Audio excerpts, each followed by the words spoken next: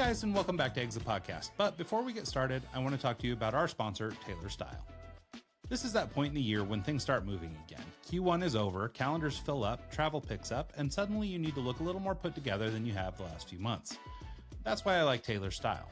It's a menswear rental and styling service that combines real human stylists with AI to send you clothes that actually make sense for your life, whether that's meetings, dinner, events, or being on the road.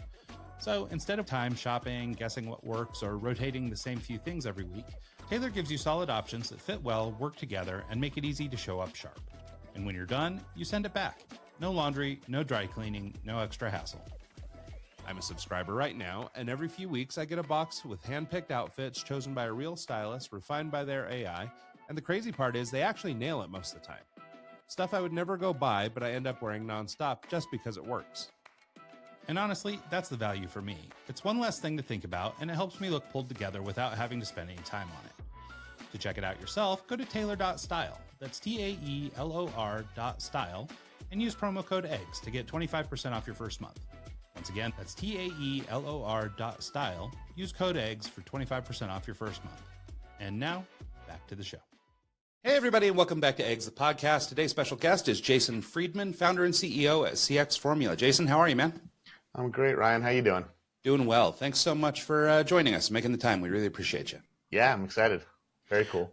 Why don't we kick things off with just a brief history of your work history? I know you did some lighting in the past. That kind of puts me and you on the same wavelength there. Yeah, baby. Yeah. The backstage pass days. Yeah. So, my story started in the world of theater, right? So as a kid, I was kind of the behind the scenes, built some sets, did lighting, sound. I was the AV nerd in school.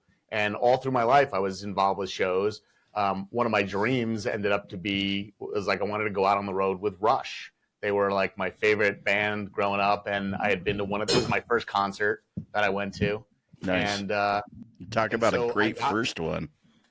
Yeah, it was awesome. And I just remember it was doing the lighting for Rush. I just loved it. And so it was one of the goals I set for myself. And I went to go right out of college. I went to go work for the company that had been providing all their lighting gear and the team and whatever. And I went out with Fleetwood Mac. I went out with Peter Gabriel, and I went out with Rush and kind of hit that goal. And then from there, I went on to do more legit theater. So I did like Fiddler on the Roof, Jesus Christ Superstar, Man of La Mancha. So I traveled in all these different cities, all these different countries, doing the same show night after night to a different audience. And there was this crazy thing that I experienced, right? It's like every single show, whether it's a rock and roll show or a theater show with a different audience, different city, different everything, people had the same reaction in the same spots. So they laughed at the same spot. They cried at the same spot. They clapped at the same spot. They jumped to their feet at the same spot. They started singing along at the same spot, like no matter what. And it was like, holy moly, this is amazing. Like you just got to have this realization that there's a pattern to this, right? And so having been on the production side, I was an assistant lighting designer and a programmer. So I got involved in the pre-production conversations, not just the shows. And as I started to seeing the pattern, I'm like, wait, we actually decided that that's what we wanted to have happen. And then we made it happen through the scripting, through the setting, through the queuing, through all the things that we did, the costumes, the interactions, whatever. And it was actually all intentional. And I was like, wow, I wonder if you could do this in business. Because I had always wanted to, I was an entrepreneur, as a kid. I did have my own bunch of, lemonade stand businesses and what have you. And I was like, that would be really wild. And so my business partner, best friend, Drew, and I, we've been friends since we're 5 years old, been doing this for way, way too long. And we said, let's try this. And we started doing it, and it worked. We could actually have our customers get the results we wanted by design. It wasn't an accident. It was with intention. And so we started doing this with big brands. We stumbled into it, and brands like Footlocker and Armani and Bank of America and Disney and Universal Studios, and then universities like Harvard, Stanford, Yale, Duke.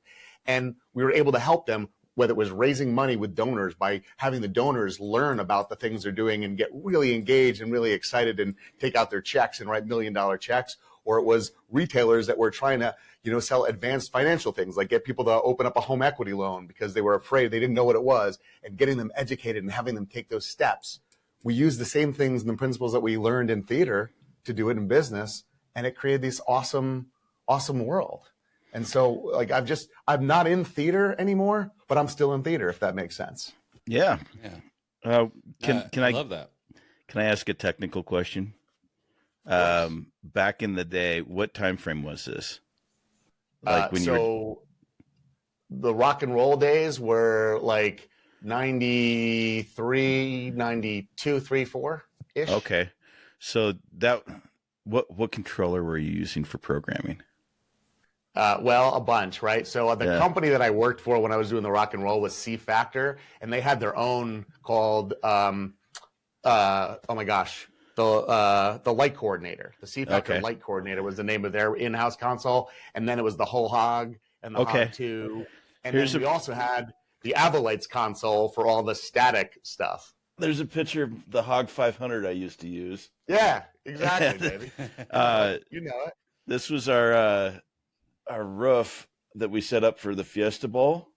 Yep. And this is Ryan at that show. As a 19-year-old, so a 21-year-old maybe. It's funny. It's interesting that the insight that you came across, which is this idea that there's sort of this common thread between humans. There's, we react in certain ways to certain things. There's stimuli you can provide that will invoke a certain type of reaction.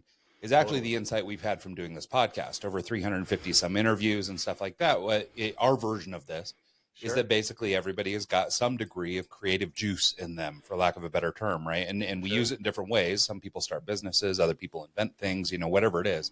Yeah. But whatever that is that sort of makes us all, or this inherent creativity in everybody is what ties everyone together. And so as we've done our interviews and things like that over the years, I mean, even though we talk to people from a myriad different sources, they, basically the truths they share are universal. So I think it's really interesting that you came to it through that other angle. And, as Mike was sort of indicating, he and I spent a lot of time in the music industry too. Of course, in that era, I was working with much smaller bands than Rush and Fleetwood Mac. But I did too. I just mentioned the big ones. But nonetheless, those were the fun times, right? And I can totally relate to what you're talking about. And I think more than anything, the thing that really stands out about what you're saying is there's this quote that I think we stole from your website or something, but it's this concept of stopping random acts of marketing.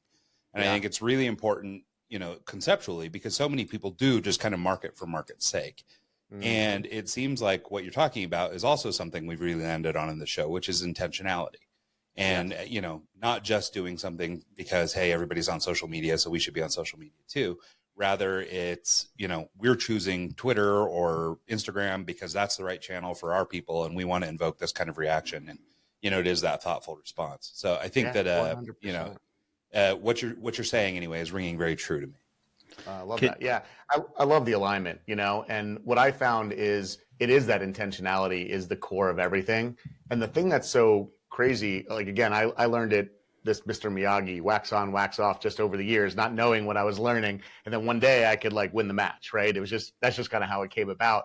But what's so interesting is you're in theater, you're forced to focus on the audience. Everything is about the audience. It's like, what are the sight lines? What are the angles? What are they seeing? What happens when we want to do a scene change? How will we make sure that they don't lose their attention and they start talking and go on their cell phone or whatever? So everything is focused on them. In business, we don't always have that intensity and focus on our customers. And we lose sight of that. And a lot of times we get so myopic and look at it through our lens as the company, we forget to flip the script and look at it through the other way as the customer. And so it's so important for all of us, any business that you're in, right? Even if you're in just a relationship with your spouse or your kids, we got to look at what is that other person feeling and seeing and what's happening for them. Because we understand what's happening for us, but we take for granted that other side. And so essentially everything we do. You're essentially just producing the sales process and flow. Can you maybe talk about the transition period from going from lighting guy, Broadway guy, production guy to let's put this into sales process and work with business, and maybe talk about that first client, because that had to be a learning process, and going the first couple events or things that you did in that world, is where you learn the most from, and you start honing in your processes and building from that. So maybe break down those first couple events. Yeah, that's great. So, our I'm going to talk about my second client, because my first client had nothing to do with where we are today. My second client was actually Footlocker, right? Okay. So shoe store. Well, that's a big kind of second client, actually. That's Listen, it's a small world. You know that, right? Like we all, like, 6 degrees of separation. So the way I got that client was I had been an assistant lighting designer for a little thing at Universal Studios. It was, they do this thing called Halloween Horror Nights. So they bring in outside designers and people to help, like, make it a cool event within the theme park. And so there was a lighting designer. I was his assistant. I came down, did that.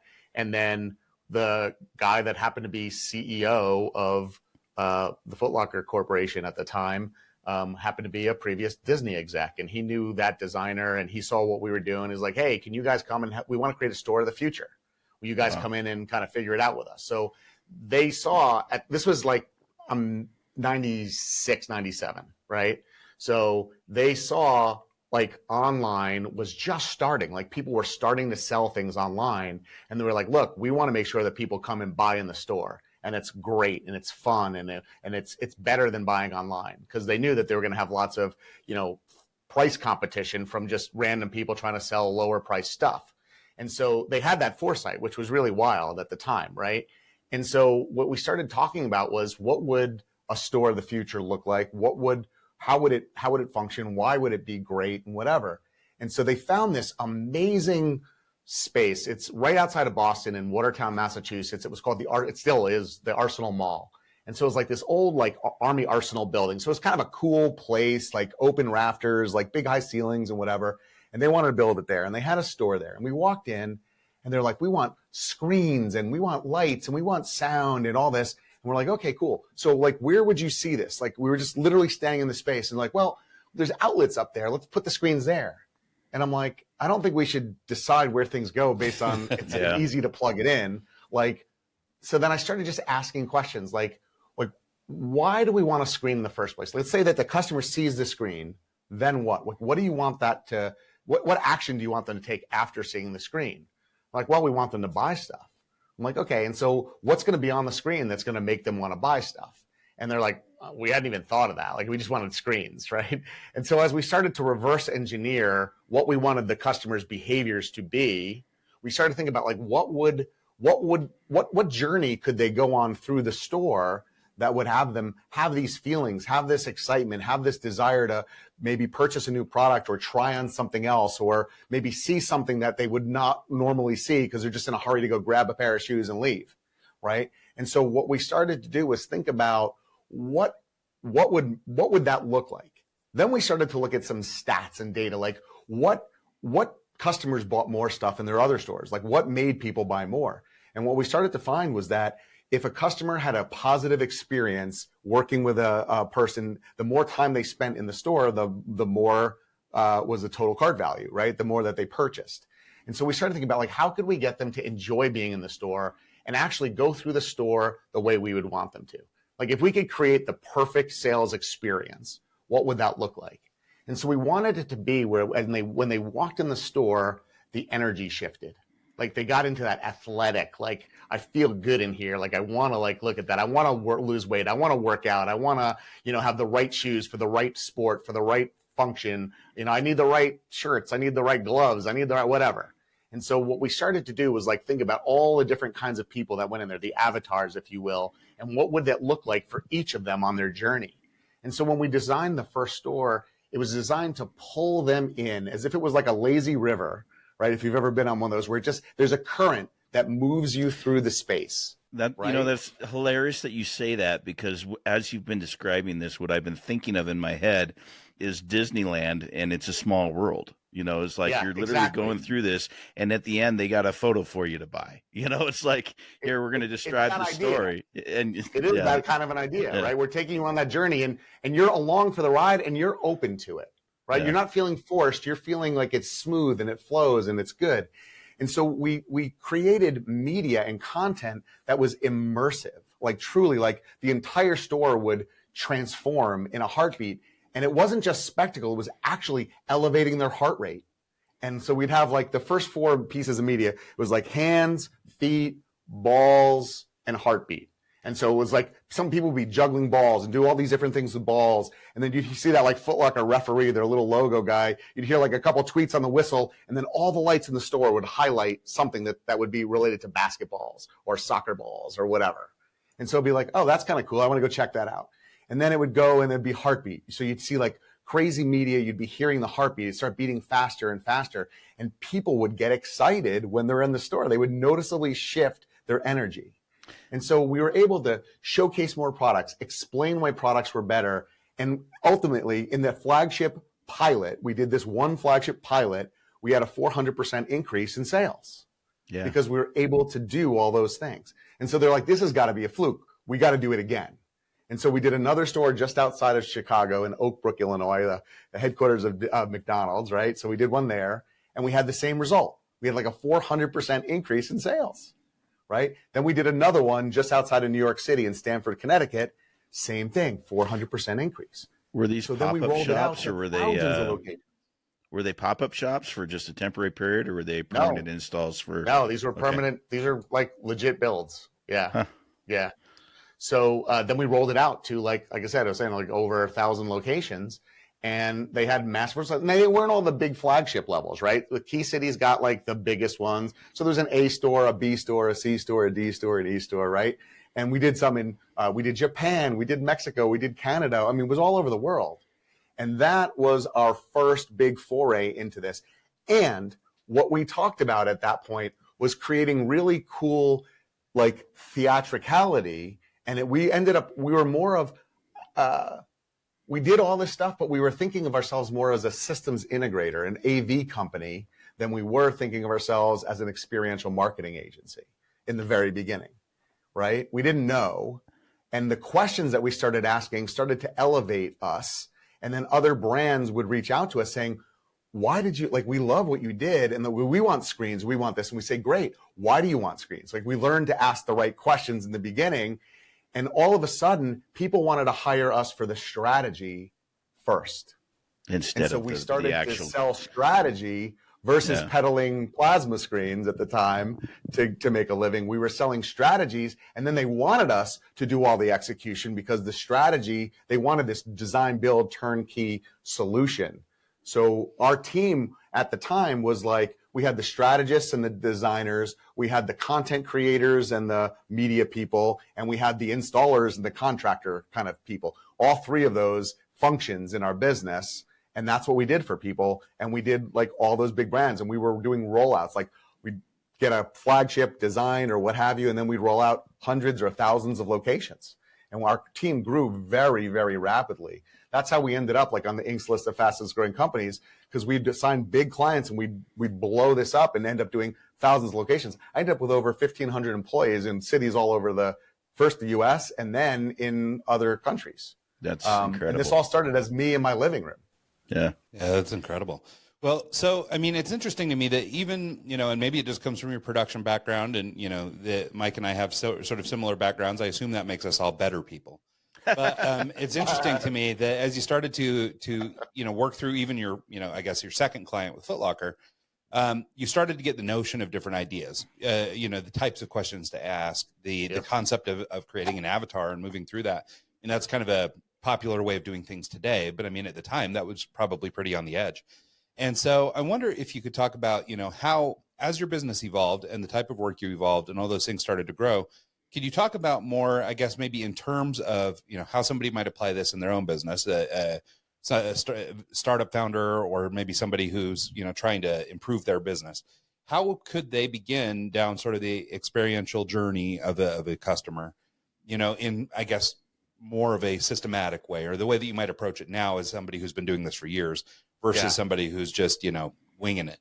Yeah, totally. So that's what we teach people today, right? Like that's what we do. So we have a formula that we sell, we teach, we coach, we have different ways to sell it. And so I'm going to just kind of share with you the high level of what that is, because that's what we do, right? And so first and foremost, it is about reverse engineering, right? And so most people think, okay, what's the first thing that we want a customer to do? I want you to start at the last thing, right? And so we call this again, my theater background, right? Like when there's, here's the thing, like it was the script and how we brought that script to life that made that reaction night after night happen, right? So we start with that script and then we bring that script to life. So what I want you to start with, whatever your business is, it's irrelevant. What I want you to start with is you have to really say to yourself, my customer just finished something with me. They finished my course. They listened to a podcast episode. They attended an event. They came to my yoga studio. They, we went to my driving school, whatever it happens to be. And they like loved it. It was like the best experience they've ever had. What would you want them to say about their entire journey, right? I want you to script that reaction. We call that writing your ideal customer script. And so I want you to think about writing it, not like, hey, I took Ryan's weight loss program and I lost 20 pounds. It was awesome. That's not helpful. I want to be like, you know what? I've been on this journey to lose weight for a really long time. I've tried 10 or 20 diet programs and nothing ever worked. But I ran into this guy, Ryan, and, as he was talking, he was saying things that were going on in my head that I couldn't articulate myself. It was powerful. And so I decided to take a chance on his program, and I'm so glad I did.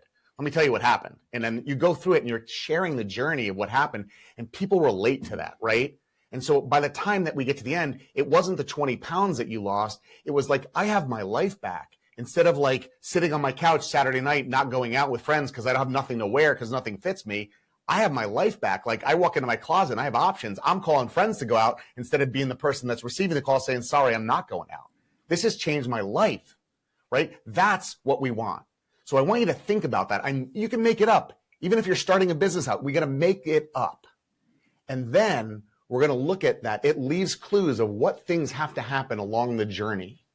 When you do this, you're doing it from the eyes, through the lens of your customer, right? Not from the business. I want you to step inside those shoes. So for many of us, like some of us have built a business of something that we went through ourselves. And now we have the curse of knowledge. We know too much. So I need you to go back in time when you were that customer, or pick one of your ideal customers, or pick a friend that you know that needs this and step into their shoes, right? So that's where I want you to start. I want you to write that script, and then we can go backwards and we can start to put things in place along the journey that will have them authentically share that script. And what ends up happening, so most of our businesses, we got to fill the funnel, right? We got to get more business. I get that. But we spend all of our focus trying to get strangers to say yes, instead of taking the people that did say yes, our customers, and obsessing and focusing on them and helping them get those results. We miss that, most businesses. And that's why I started saying, like in theater, everything's about the audience. Your customers are your audience. Your employees are your audience. Your partners and vendors are your audience. They're different audiences. But if we focus on how to help all of those people be successful, the stories that we get, they're powerful. That becomes the best marketing to fill your funnel that you can, and will bring the right fit clients in. And it's also going to give you a lot more power, because what ends up happening, like we think of like the ideal outcome as, we call it the R4. We want clients who rave about their experience. We want clients who renew their subscriptions or their memberships in your programs. We want them to, purchase, more products. So we want them to, what else do you have? What else do you offer? Right? So we look for that.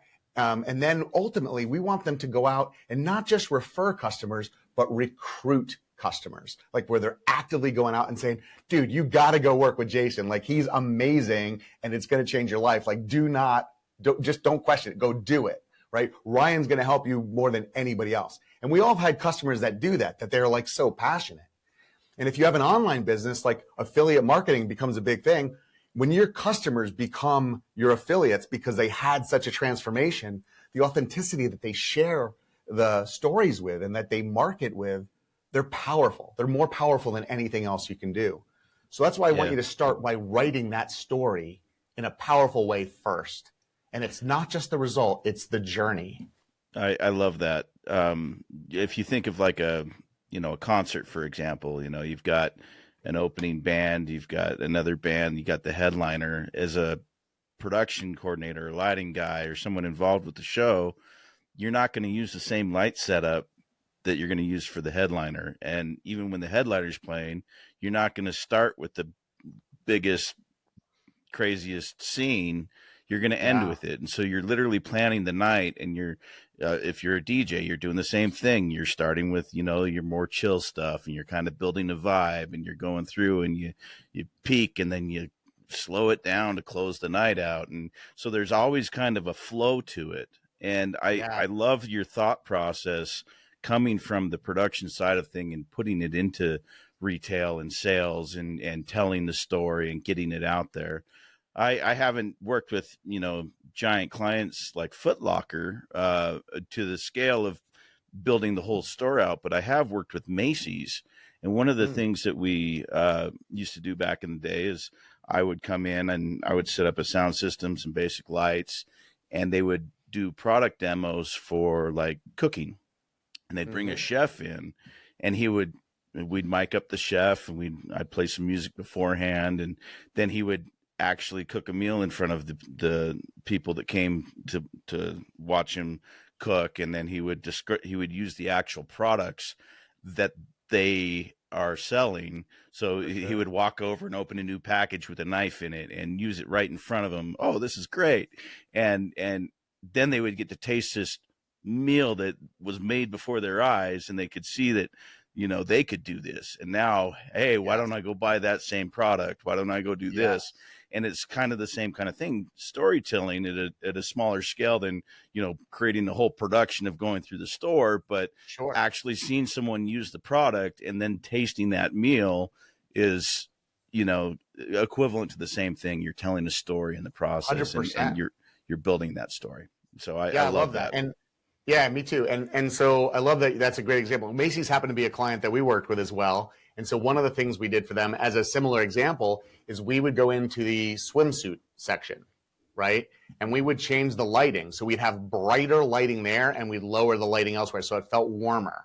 It looked warm. Natural draw into it. Natural draw in. And then it was all track lighting, right? And so we actually created a scent diffuser that looked like a track head, just like the other lights, but it would spray the scent or like blow this scent over these, like, they were like polymer beads that had the scent impregnated in them. And it would just be a little fan but it smelled like Hawaiian tropics suntan lotion. And so when you're in that area, you just felt like you were at the beach. We had some like wave sounds and whatever. And swimsuit sales went up because people felt like, oh, it's the season now, right? Subliminal messaging. And I love it. How do we do that, right? And it is about using as many of the senses as we can. In theater, we do that. That's why we like the costumes matter, the lighting, the sound, the props, all of those things. It all matters. It helps to tell the story, right? Yeah. And that's what we're all doing, right? And if we're smart, we're the guides, and our customers are the heroes in our journey, and we're helping them write their success story.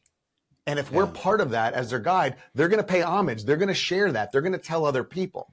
And like, people talk about two opposite ends of the spectrum, when something sucks and when it's awesome. The middle doesn't matter, right? And so like, we have an opportunity, all of us in our businesses and our personal lives, we have an opportunity to give people things to talk about, right? But it's going to be this end or this end. So you got to choose. And what I see as the biggest mistake, so I'm going to just throw out like a caveat, people try and there's this thing we call the curse of over delivery. They think like, oh, like lower expectations and over deliver. What over delivery in a chronic sense, when you're always trying to over deliver, it overwhelms, right? We can win and lose customers in a micro moment. So what we have to do, once we really understand what's going on in our customers, who those avatars are, I'll come back to that in a second, then we can find key moments where over delivery will be well received, where they'll really appreciate it and feel the gratitude, and it will help them move forward in a bigger way to get bigger results. But if everything's over delivery, there's no context for over delivery. It becomes expectation. And then it's just normal. It's no more. So all you're doing is making it more work for the company, more expense for the company, overwhelm for the person, and they're not even appreciating it. Well, and I think this goes back to your earlier point about, intentionality, right? I mean, the reason people over deliver, right, is because they're trying to win repeat business, or they're really trying to impress people. But the times that it works the best, at least, in my own experience as a consumer, are the times when it's totally unexpected and it's just somebody kind of hooking you up. They're just doing the thing to help you, and it's not built into the formula. It's not something their boss encouraged them to do, but it's just, a human on human emotional connection where they see you need a little something and they're helping you out. Or, Absolutely. you know what, let me go back and see, there might be one back there, or let me do whatever, but it's something above and beyond the expectation. And I think that that's a really good point, because we do, especially in today's society. I mean, I think just kind of with the advent of technology and all the sorts of, things that are going on in modern marketing, it's really easy to be overwhelmed anyway. Like there's so much noise, there's so much everything. And some manic customer service representative that's going out of control to over deliver, it just kind of adds to that noise, right? It feels unauthentic. It doesn't feel realistic. And it feels like, this is something that is part of this process. And I just know every time I come to store X that they're always going to do this weird thing. For me, it's kind of the, and maybe this isn't a great example, but it's like at Chick-fil-A when they say pleasure at the end of their thing. So it's, pleasure to serve you or whatever. Mm-hmm. And for me, it's a little much, right? I would rather have something that, because when they all say pleasure, it doesn't mean anything. Pleasure is just pleasure, pleasure, pleasure. Everybody says pleasure, and it sounds a little bit creepy. But if somebody, gives you a good, authentic, hey, thanks for coming by, it was awesome to have you today, whatever, like that would be so out of place in a sea full of pleasures that you would be like kind of taken aback by it, I think. And so I think there's room to do stuff that's a little off script, and I think it could be maybe even more impactful. As a consumer as well, one of the biggest turnoffs for me is when it clicks that I'm being sold to. When it's, you're having a conversation and it turns into a sales pitch, or it's forced, and it's not like your subtle lighting and scent kind of thing, like the subliminal kind of things, I think go a lot further for me than the guy trying to sell me a condo on a vacation. It's like the forced portion of it, or the commercial that, it really ticks me off when I'm watching something and I don't realize it's a commercial, and then I realize I sat through a commercial, because I just hate commercials. You know what I mean? But totally. To Ryan's point, yeah. Well, and what's interesting about that, just using the example of your infusing scent into the area, right? I think, if I was really going to play devil's advocate, I imagine there are people who might be like, oh, well, they're just trying to trick me, whatever. And those are the cynics of the world, and those are the people we can't plan for.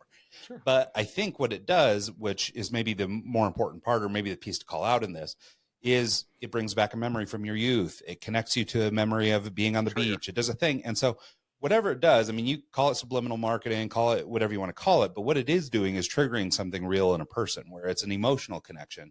And I think a lot of times, and again, maybe just in our sort of hyper, consumer world that we live in, people lose sight of their connection with the things that they buy. And sometimes it's really easy just to hit buy and you just don't even think about it. Like, I don't really think a lot about the connection I have between the thing I bought on Amazon or whatever. Like, I'm not really that invested in it.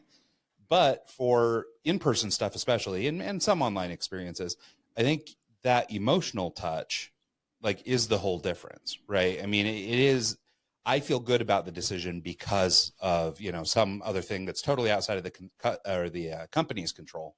But, they had the wherewithal to make a connection with me on an emotional level. And so I'm choosing, there's that old saying that you do business with people, like, and trust. 100%. And it's kind of like that on a consumer level, right? I mean, you buy the products that or you have an affinity for a brand, or that you trust, and that they have served you well, or you believe they will. And so I think that insight, more than just sort of subliminal marketing or whatever, I think that the insight of making an emotional connection with your customers or prospective customers, might be the most valuable thing you can do. And I think that's kind of what you're saying with evoking these responses from folks. 100%. Yeah, I have 3 things to share. So that were triggered by this last conversation, which I love so much. This has been so much fun, guys. I'm so glad that we're doing this. So first of all, there's a great quote that's like, good. I think it's either good design or great design is the absence of distraction. Yeah. Right. And I think as we look at our businesses, as we look at the things we design, market, our websites, whatever, we have to be focused, right? We don't want to distract people. And I think when you over deliver all the time, whatever, we're distracting people. Right. So I think there's just a great quote. I don't know who said it. It wasn't me. I just think it's a powerful quote. The second thing I want to share is, along the lines of what you're saying, right? So this intentionality is important. I don't think any of this as subliminal. I think what you said is absolutely true. The number one thing that we focus on is how our customers are feeling, right? And so in our formula, right, we call it the kinetic customer formula. There's 4 key variables. There's attitudes, there's behaviors, there's friction, and there's momentum, right? And so attitudes are what people are thinking and expecting, right? Behaviors are what they're doing. Friction is what's stopping them, and momentum is what's moving them forward, right? And so like those are the key variables. But what changes like all of these things is how they're feeling, right? If something feels hard or something feels difficult or something feels good or feels easy, it helps get people results. And as we define like what is a client's experience, a client's experience is how your customer feels after interacting with your brand. It's their perception, right? It may not be always reality. Because remember, someone's journey, we can't control what happened before they got to our website. They could have had the worst day ever. We don't know what happened. Then they got to our website, they saw our ad, something happened, or they stepped into our retail store. They're coming in with that baggage. And so like as a salesperson or a customer advocate or whatever, as a team member, we have to be empathetic. We have to understand our customers, and we have to understand the journeys that they're going on. And it is about that feeling and acknowledging that and seeing that. And so often we're on script, like you were saying, like, right? When we're just saying the words, but we're not looking at the reaction. So I think what you said is so beautiful. It's like we have to give permission to people to go off script, right? Yeah. But the context of the show and the theme, so our mission, our vision, our values of our businesses inform what's safe to do off script and allow them to be the individuals that people get to know, like, and trust, but they're part of the brand story. They do it within those. So like I think I hear people all the time, especially small business owners, mission, vision, values for big companies. It's not.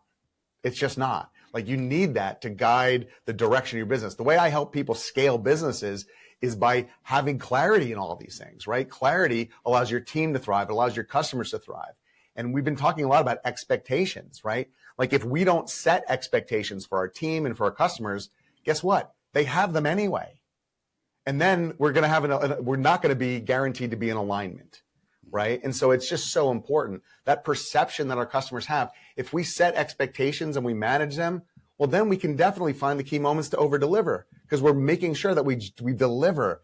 And how many bad experiences do you hear on social media or from friends? Like that's what most people talk about. It's not usually the amazing stuff. That seems to be less frequent, that people are having those amazing experiences. It's more frequent that something just pissed them off. And it can, one of the things we say to people all the time is like, you can go from having a raving fan to a raving lunatic in an instant, because you could drop the ball as a company and they could have been so charged up and so happy. And then that one thing, coupled with whatever else is going on in the world, can make them be really angry and really upset.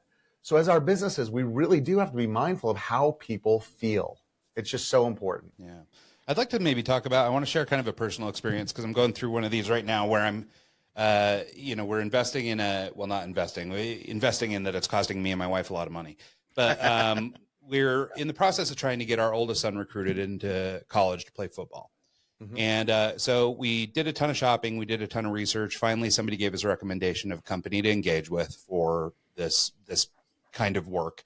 They do this, they're, the biggest one in the country and all this stuff. And, and just to give you guys an idea, we're talking to the tune of $5,000, right? So, this is not a little investment to work with this company. And what I've discovered in working with them, and I won't name them here, but the big thing that happened for me, and I think that this is something that we could maybe explore, or you may have examples of and how we overcome it, is there's a big disconnect between what you think you're getting for the money and what they're delivering for the money.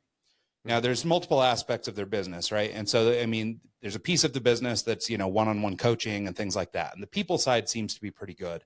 Although to nod back to Mike's comment earlier about feeling sold all the time, these guys feel like they're always selling you. They're always asking for a survey. Hey, we talked for 15 minutes. Can you fill out the survey? And I know why companies do this stuff, but it just feels a little, it's like, okay, I already gave you the money. Stop with this. And so, but the other aspect that's happening is like, so for example, their software feels really janky. Their app barely works, these kinds of things. So you've invested all this money in this company. And like I said, they're the biggest one in the country. So no shortage of money coming in. And they're clearly, in my opinion anyway, the biggest in the country because they spend more on marketing than anybody, than, investing in their own business or whatever, and building a true, a platform that could actually serve their customers better.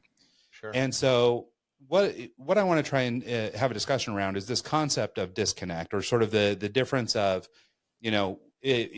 a customer's expectation versus what the customer receives. And I'm at least objective enough to recognize I may have come into this with some expectation that they didn't set, right? Arbitrarily, X number of dollars means X level of value to me, but that doesn't necessarily have any relationship to what they believe, Sure. right? So, in their defense, maybe they're doing the right thing for the dollar amount.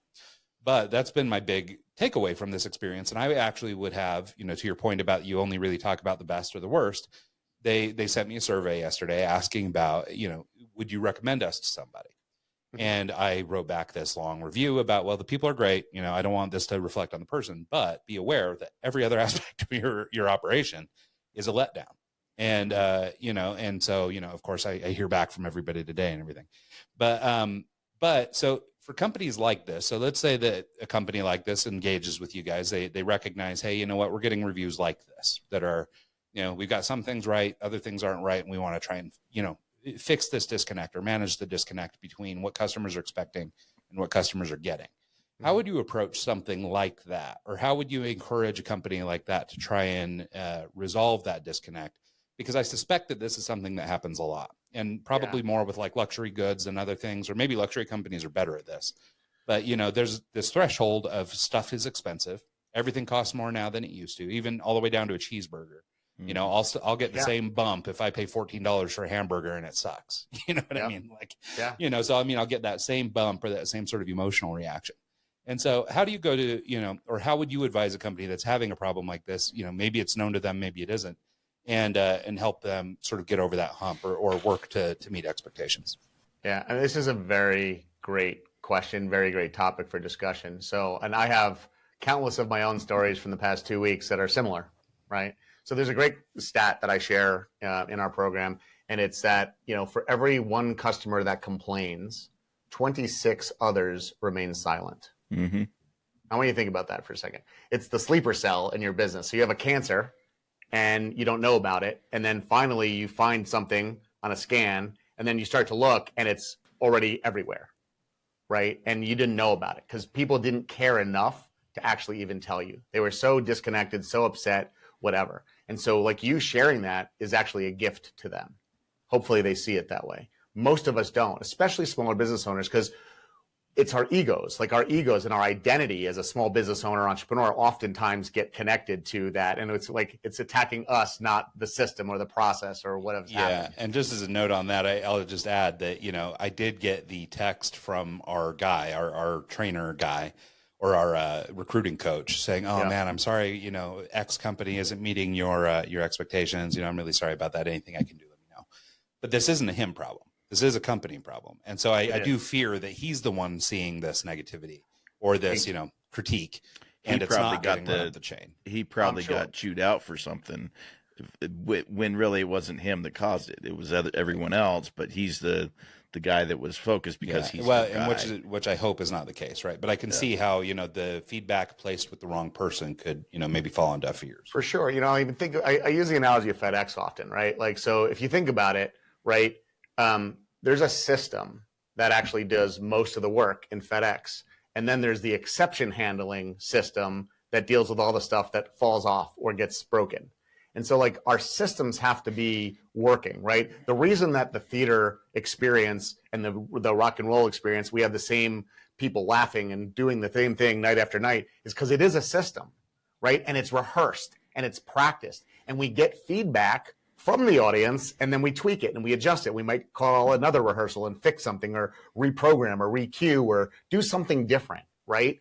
And so, in our businesses, like, this is an opportunity. First of all, when something bad happens, right, or unexpected or negative happens, it's an opportunity to deepen the relationship based on how you show up and how you handle it, right? So like if they took your perspective to heart and they said, look, we'd love to talk to you a little bit more about what your expectations are, where we missed that. Would you be open to a 30-minute phone call, Zoom call, whatever? So you can really explain that because we want to try and make this right for you. And so that call, you could be sharing that and they could reset your expectations, say, we're sorry, we actually have to fix some of our messaging in the beginning because that's actually not what we do at this price point. You might be like, oh, okay, I understand that. So how can I get that done? They may have a solution. They may be able to do something for you. We don't know.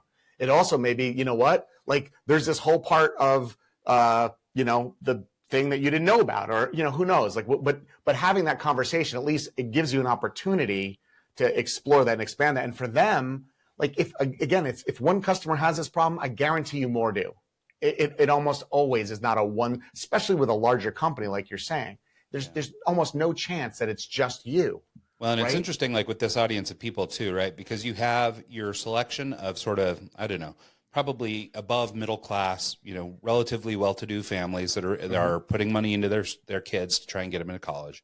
Yep. So you have sort of that group of people. And this is largely, not your super elite guys, right? They're getting grabbed anyway, right? So Sure. you're the sort of the next tier down, and, you're trying to find a good opportunity for yourself, something like that.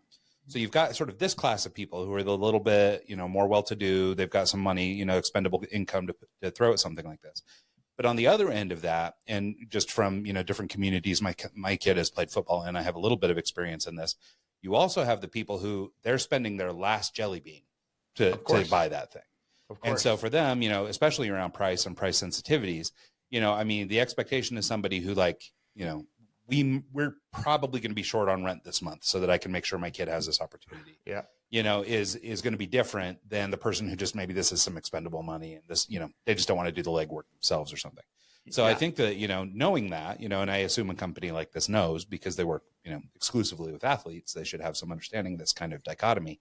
There is I guess what you would hope for is that they have the insight to do this. Right. And I work with, I run a marketing agency, but I also work with a software development firm. And, and I can tell you that, sometimes you have to kick a feature down the road. So maybe I can't fix the app today because I just can't, there's business functions at play. But, what I would have loved to hear or have happen is get an email from somebody on their customer success team and say exactly like you described, hey, I'd like to have a conversation with you and see, if for nothing else, maybe I can't do anything about it right now. But let me talk to you and understand what you're doing. And then I'll give you the business case. Hey, man, we allocate so much money to marketing to be the top guys in the country that they're just, they only allocate this much to development. We can only do so much. Yep. What I suspect is happening is they really invest on their front end sales funnel, and it's all about getting people in.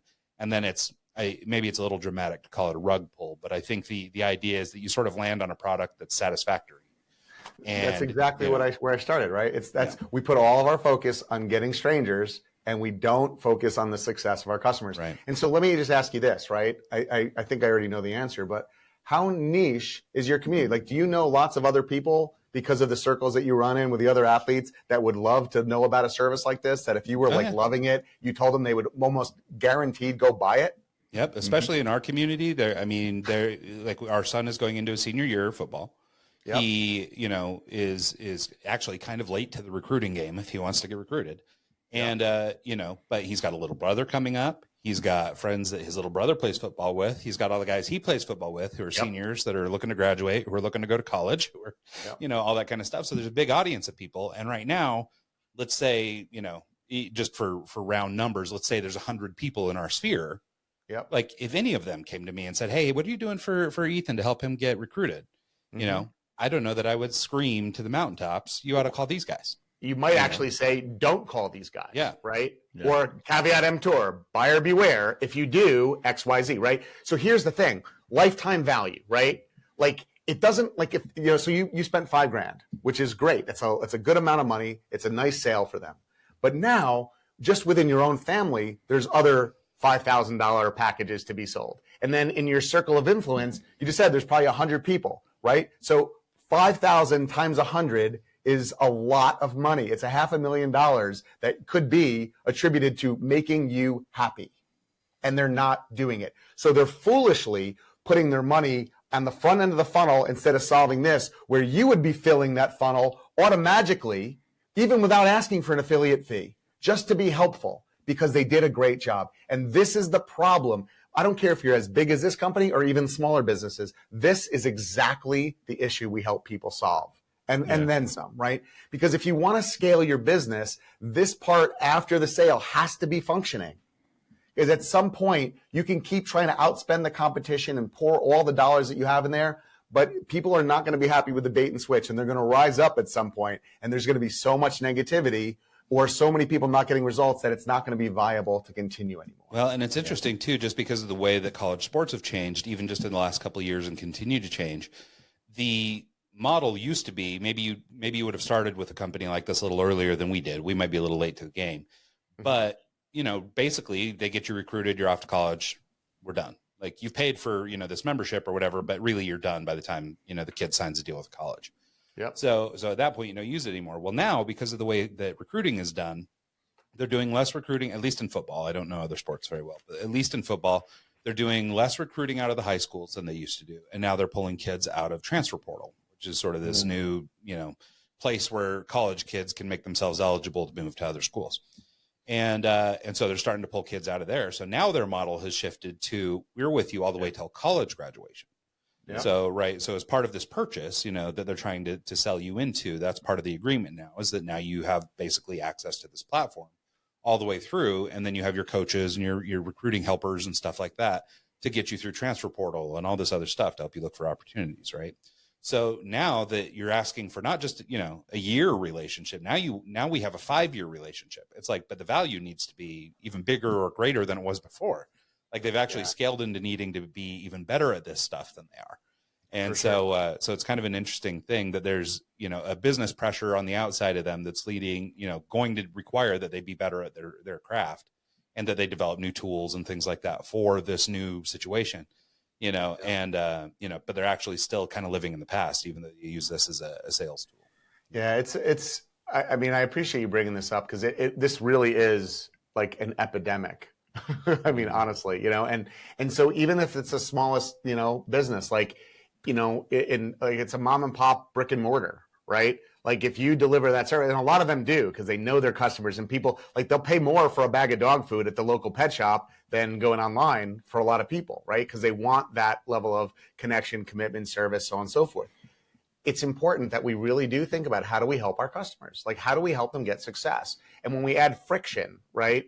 I have this T-shirt I wear that says, "Get the F out, get the friction out. Stop making it hard for your customers to do business with you," right? Because we're doing that. These guys made it hard for you. The app's not working. This is not happening. You're having a complaint. The guy that wasn't the problem, who wasn't really able to solve it, says, "Hey, let me know if I can do something." That was not helpful, right? And so at the end of the day, like, and even if so I had this crazy situation, right? I ordered some food on an app, and it was one of these new kitchens that opens up where they have like 10 different restaurants that they serve out of one like pickup place, right? Yeah, these ghost restaurants or whatever they're called. Yeah, exactly. And so we were like, all right, let's try it. Because like, we always have that issue. Like, this person wants this person wants that. Somebody wants pizza. Somebody wants Chinese. Somebody wants this, whatever. So we said, okay, let's try it. So we did. We spent $120 for all the people that were getting the food. And we got the food. And when I tell you, like, one of the people got a cheesesteak, it didn't look like meat. Like, it was like disgusting looking, and it didn't taste good. And then somebody else got a salad, and there was like, it was like it was not even as big as a side salad, and it was like, $15 or whatever. And it's like just more and more and more. So I can't help myself, right? So I put a note in there, and he's like, we're going to give you a $10 credit to come back. Why would I want to come back? I don't want that. I wasn't writing in to get a credit, first of all. Like, and I made that clear in my first thing. Listen, I'm not looking for give me, a little shtup here because I had a complaint. I want you to know about this. You're a new business in our area. I love the concept, but there's a problem here. And they missed that. And then at that point, it's like, look, we basically threw out the food, and then we went to a diner, right? Yeah. So we didn't eat it because nobody was happy. And like, the right thing to do at that point was to refund the meal and say, give us another try, not give me $10 and say, try it again.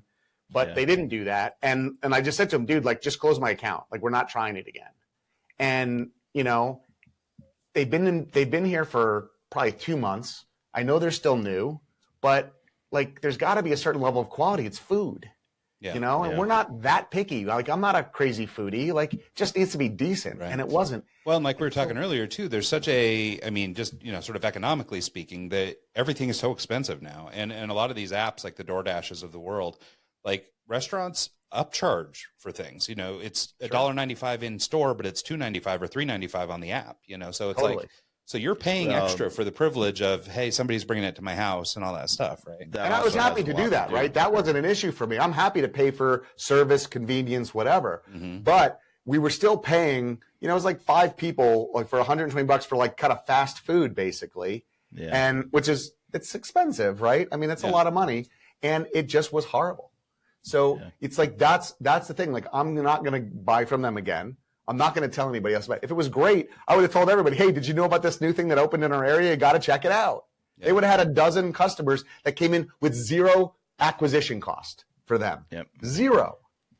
Well, I keep thinking about like, a movie, for example. Like, they spend all this time and they're making this movie. They're doing all these different scenes, and then they have the final cut process. And what they do is they sit down and they have, people screen and watch the movie, and they watch the audience and they watch the reactions, and they make edits and cuts based off of reactions of the people. And they'll go through, they'll show it to 50 different audiences and try and get the best bits and pieces and hone that in. And that's kind of, like, we're almost out of time, but that's kind of like the process that I think we're kind of getting at with everything that we've talked about up to this. Amen. This deal is you want that feedback. You want to know that your salad was too small and you could have gotten a better salad at Denny's for $5.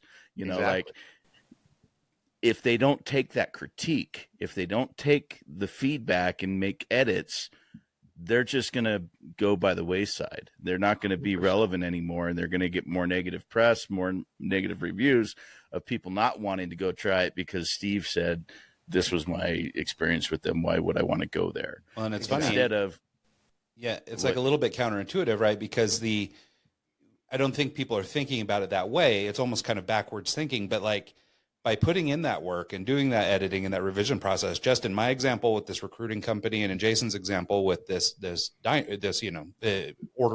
order system, with just those 2 things. I mean, if the whole premise here around customer experience is scaling your business, if I give you 100 new customers, I'm scaling your business. Like, that's the whole thing. For free. Like, some guy you don't even know is scaling your company. And it's like, so, I mean, if that's really what you're trying to do is grow your business and scale your company, I mean, what a great way. What a deal when you can just do the right thing by somebody and they're going to grow your company for you. You don't even have to do anything else. That's exactly it. I love that. I love Mike. I love what you were saying too. That's why in theater they do previews and they review it. And we practice, we rehearse, we have, so yeah, it's so important. And it's more important today than ever before, and so I've been saying that for 30 years. And it's more true today than it's ever been before. So, like, just love on your customers. Focus on what's happening for them.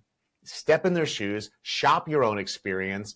And see, like, how do I make it easier for someone to get the result they want? And when you do that, it's even more fun. Your team's going to grow tighter and have more fun. You're going to attract better fit employees that want to work for you. Their customers are going to tell everybody else. They're going to keep referring you. They're going to remember the experience they had, because people forget what you said. They forget what you did. They remember how you made them feel. Maya Angelou, great quote. You want to make sure that you're focusing on that. Yeah, I love that. Well, here we are getting to the end of the show then. So maybe here in these last couple minutes, Jason, do you just want to take a minute, let people know where they can learn a little bit more about sort of the CX formula process and the coursework that you guys do? Also, maybe how people might get in touch with you if they're so inclined. Yeah, absolutely. Thanks, guys. So yeah, we have, my website's cxformula.com. Feel free to go check us out there. But I have a special gift that you can't find on my website just for your audience. So guys, this is a short PDF, take you less than 10 minutes to go through, but it's going to give you a concept, a strategy, and a tactical execution of it that will change the way you think about your business and your customers. I'm not going to tell you what it is. You got to go download it, but it's at gift.cxformula.com/eggs. And like I said, it's 10 minutes of your life that I promise will be worth it. And if you download it, actually look at it. Don't let it be one of those things. I download stuff and it just sits in my download file. Like, look at it. It's going to change stuff for you. And if you don't mind, let me know if you use it, like how it worked for you. Love to hear about that. My email will be on that when you get it, but it's jason@cxformula.com. And yeah, our programs are available. We got a lot of great stuff that can help you scale your businesses and solve some of these problems. Guys, this has been a true pleasure being with you. You create a great experience for a guest on your podcast, so I appreciate that. The conversation was really awesome. Thank you so much. Yeah, we really appreciate this. And if you ever want to pitch these guys, you just let me know, and we'll put a little collab together and pitch this. Yeah, we should, man. We should help them. My son's going to need this. So my son is into football. He's going into high school right now. He's working. He had Chris Snee from the Giants was his coach in the grade school stuff. They're really a great team, and he's all in. Now we're getting him a professional coach that's working with him, and he wants to go all the way. I would be asking you for how do I contact them right now? Because you already said we should have done it earlier, right? So I would be on the phone with them this afternoon. I don't even know who they are right now. Yeah, no, we'll have to circle back. So maybe we can save their business and get some credits. See if we can get a deal that'll hook us up. My son, though, would be wildly jealous of your boy because our son's high school coach had a really brief stint with the Giants. His name's Daniel Coates. He played for the Bengals and the Broncos and all these guys, but he did a really short stint with the Giants. And my son is the world's biggest Giants fan. So that was a really big deal for him. But poor Daniel got cut the year they won the Super Bowl. so it was a real bummer for him. But so he would love to hear that your son was coached by a former Giant. That's a big deal for him. Awesome. So anyway, but yes. So seriously, you want to pitch these guys? Let's collab. Yeah, so in the meantime, thanks so much for doing the show. We really appreciate having you. Yeah, thank you. Absolutely. And thanks so much to everybody who tunes in the show this week and every week. We'll see you guys next time.